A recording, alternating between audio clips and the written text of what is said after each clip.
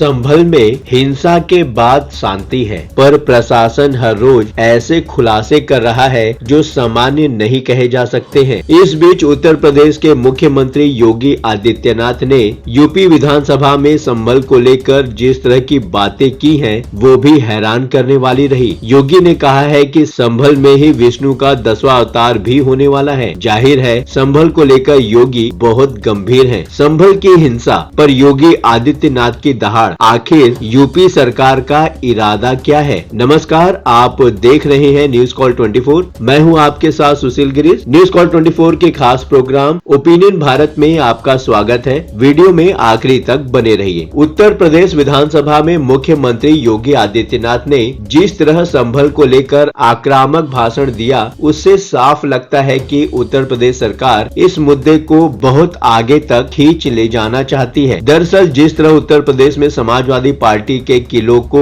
एक एक करके खत्म किया जा रहा है, यह उसकी अगली कड़ी भी हो सकती है। कुंदरकी में बीजेपी को मिली सफलता से योगी सरकार बहुत उत्साहित है। संभल में हर रोज प्रशासन कुछ ऐसा कर रहा है जिससे लगता है कि मामला अभी शांत नहीं होने वाला है। हम आगे बढ़े और इस खबर को डिटेल में जाने उससे पहले आप न्यूज कॉल 24 को जरूर सब्सक्राइब करके नोटिफिकेशन बेल आइकन को प्रेस कर दें। आश्चर्यजनक यह है कि संभल में मुस्लिम पक्ष एकदम शांत है, या प्रशासन का खौफ ऐसा है कि न तो नेता बयानबाजी कर रहे हैं और न ही पत्थरबाज सड़कों पर निकल रहे हैं। इस बीच जिस तरह विधानसभा में योगी ने संभल को हिंदुओं का बहुत पवित्र स्थान बताते हुए जिस तरह की दहाड़ लगाई है, वह मामले की गंभीरता को समझने के लिए काफी है। उन्होंने नेता प्रतिपक्ष का जवाब देते हुए कहा कि बाबरनामा भी यही कहता है कि हरिहर मंदिर को तोड़कर ढांचा खड़ा किया गया। पुराण भी कहता है कि श्री हरि विष्णु का 10वां अवतार संभल में होगा। मतलब साफ है कि संभल को अयोध्या और काशी से भी अधिक महत्वपूर्ण बनाने का काम शुरू है। जाहिर है कि इस मुद्दे पर योगी झुकने वाले नहीं हैं। जिस तरह प्रशासन लगातार एक्टिव है, उससे भी यही लगता है कि यूपी सरकार संभल की पूरी घेराबंदी कर रही है। हर रोज पैमाइश हो रही है, अवैध कब्जेदारों को नोटिस दिया जा रहा है, मंदिरों की खोज हो रही है, बिजली चोरों को ढूंढना तो बहाना है, असली काम हिंदुओं के उत्पीड़न की कहानियां ढूंढी जा रही हैं। पिछले 46 साल से दबाकर रखा गया था। दरवाजे खोलने पर मालूम पड़ा कि इस मंदिर में हनुमान जी की मूर्ति है और एक शिवलिंग भी स्थापित है। हालांकि बात यही नहीं रुकी। बीते दिनों मंदिर के पास बने कुएं की खुदाई शुरू हुई तो इसमें से जो मूर्तियां निकलने का सिलसिला शुरू हो गया। ये सब देखकर हर कोई चौंक पड़ा। अब तक कुएं की 15 से 20 फीट खुदाई हो चुकी है। इस दौरान खंडित मूर्तियां, स्वास्तिक लगी ईंटें आदि मिली हैं। ऐसे में दावा किया जाने लगा है कि इस कुएं में और भी इतिहास छिपा हो सकता है। कार्बन डेटिंग से सच्चाई का पता लगाने की मांग उठ रही है। लगातार करीब 1250 लोगों के खिलाफ बिजली चोरी का मामला दर्ज किया गया है। इसमें मस्जिद और मदरसा भी शामिल है। खबर लिखे जाने तक 46 साल पुराने मंदिर को कब्जा करके बनाए गए अवैध मकानों को गिराने का काम शुरू कर दिया गया है। योगी आदित्यनाथ ने संभल हिंसा पर जमकर विपक्ष को घेरा। योगी ने संभल में 1947 के बाद से हुए सारे दंगों का जिक्र विस्तार से किया। अपने स्पीच में सीएम बताते हैं कि 1947 में 1 मौत, 1948 में 6 लोग मारे जाते हैं, 1958 से लेकर 1962 में दंगा होता है, 1976 में 5 लोगों की मौतें हुई हैं, 1978 में 184 हिंदुओं को सामूहिक रूप से जला दिया गया था, 1980 से 82 में दंगा और एक मौत भी हुई, 1986 में 4 लोग मारे गए, 1990 से 1992 में 5 और 1996 में 2 मौतें हुई। लगातार यह सिलसिला चलता रहा। सीएम ने कहा कि 1947 से अब तक संभल में 209 हिंदुओं की हत्या हुई। 1978 में जो दंगा हुआ, एक वैश्य ने सबको पैसा उधार दे रखा था। दंगा होने के बाद हिंदू उनके घर में एकत्र होते हैं, उन्हें घेर लिया जाता है और उनसे कहा जाता है कि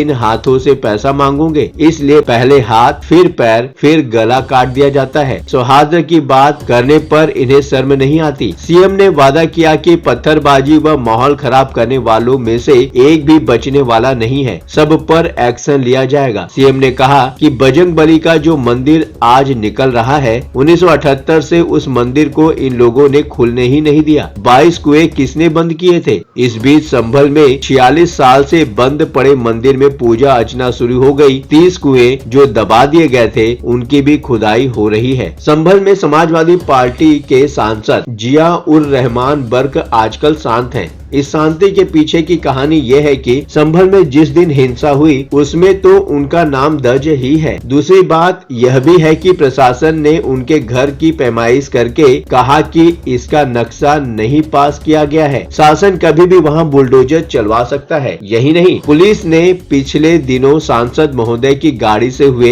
एक एक्सीडेंट का भी मामला फिर से खोल दिया है। पीड़ित ने शिकायत दी है कि उस दिन हुए एक्सीडेंट में कार ड्राइवर नहीं, खुद सांसद महोदय गाड़ी चला रहे थे। समझा जा सकता है कि प्रशासन ने किस तरह शिकंजा कसा हुआ है। उत्तर प्रदेश के विधानसभा में बोलते हुए सीएम योगी ने संभल सांसद के दादा सफीर कुर रहमान बर्क का जिक्र करते हुए कहा कि वे कभी भी खुद को भारत का नागरिक नहीं कहते थे, वो खुद को बाबर की संतान कहते थे। सीएम ने कहा कि यह आपको तय करना है कि आक्रांताओं को अपना आदर्श मानते हैं या राम, बुद्ध और कृष्ण को। भारत में राम, कृष्ण और बुद्ध की ही परंपरा रहेगी, बाबर और औरंगजेब की नहीं रहेगी। बात यहीं तक नहीं है, इससे आगे भी है। योगी सरकार एक एक करके समाजवादी पार्टी के सभी गढ़ों को खत्म करने की तैयारी में है। पहले अतीक अहमद और मुख्तार अंसारी का साम्राज्य ध्वस्त किया, फिर रामपुर में आजम खान का किला ढाया गया। आजम खान फिलहाल 10 साल की सजा भुगत रहे हैं और उन पर करीब 100 मामले दर्ज हैं। कुंदर की जीत के बाद योगी सरकार को भरोसा हो गया है कि थोड़ी मेहनत करने पर मुस्लिम बहुल वाली जगहों पर भारतीय जनता पार्टी का जलवा कायम हो सकता है। आजमगढ़ भी बीजेपी के टारगेट में शामिल है। संभल में आजादी के बाद से जिस तरह हिंदुओं का उत्पीड़न होता रहा है, उसे सबके सामने लाने का प्रयास किया जा रहा है। कभी यहाँ के हिंदू मोहल्ले रहे हिंदूपुर, खेड़ा, दीप सराय आदि में अब एक भी हिंदू परिवार नहीं है। बार बार दंगों के कारण किस तरह हिंदू अपने ही देश में बेगाने हो गए, इस बात को पूरे प्रदेश के लोगों को सजग करने के तौर पर बताया जाएगा। किस तरह मंदिरों को हटा दिया गया या बंद कर दिया गया, ये सब बताया जाएगा। यूपी सरकार का इरादा तो साफ नजर आ रहा है। आपको क्या लगता है? चलते चलते ये बात भी बताना जरूरी है। न्यूज कॉल 24 नई सोच, नए नजरिए के साथ आपको हर खबर के पीछे के असली मायने क्या हो सकते हैं बताने का प्रयास करता है। ये प्लेटफॉर्म है जनता का, आपका, आपकी आवाज उठाने का। अब आपकी बात नहीं रहेगी अनसुनी। आपके विचार, आपके सुझाव हमारे लिए मायने रखते हैं। अभी तक आपने चैनल को सब्सक्राइब नहीं किया है तो देर किस बात की? चैनल को अभी सब्सक्राइब करें। वीडियो का नोटिफिकेशन पाने के लिए बेल का आइकन प्रेस करना बिल्कुल भी ना भूलें। आज के लिए बस इतना ही। लगातार खबरों के लिए बने रहिए न्यूज कॉल 24 के साथ।